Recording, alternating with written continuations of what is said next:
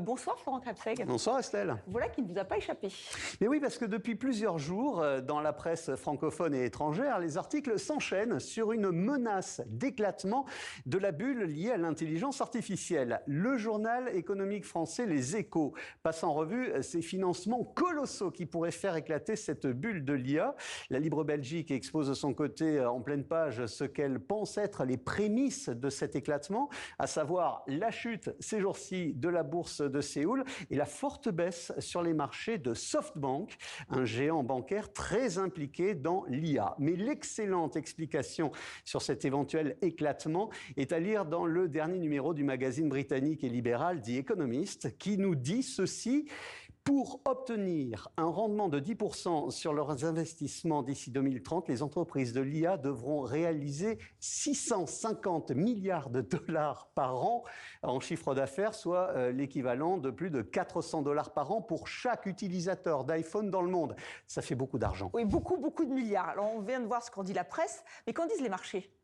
Quand on interroge Wall Street, il n'y a pas de problème, il n'y a pas de panique. Certaines valeurs de l'IA ont un peu décliné ces dernières heures, mais les deux indices liés aux nouvelles technologies n'ont pas vraiment sombré. Mais un homme, ces jours-ci, s'est exprimé, il s'appelle Michael Burry, et voici ce qu'il a dit sur X.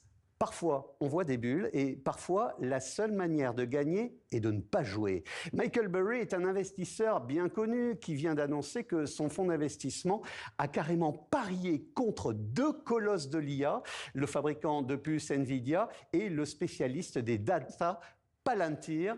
Ces deux sociétés, vous le voyez, totalisent en capitalisation près de 5 000 milliards de dollars. C'est carrément le PIB du Japon. Michael Burry estime que ces capitalisations sont surévaluées et ces sociétés, selon lui, vont bientôt percuter le mur de l'économie réelle. Mais est-ce qu'il faut le croire, Michael Burry?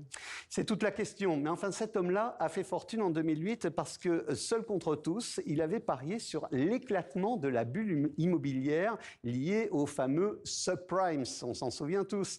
Cet éclatement avait provoqué un séisme dans l'économie mondiale. Son histoire est tellement dingue qu'elle avait inspiré le film The Big Short, qui avait reçu l'Oscar du meilleur scénario. Certains estiment que Michael Burry annonce régulièrement des catastrophes sur les marchés. D'autres disent que c'est un génie et qu'il faut l'écouter quand il parle. En tout cas, tout le monde, y compris le FMI, s'accorde à dire que son constat à Michael Burry, il tient la route.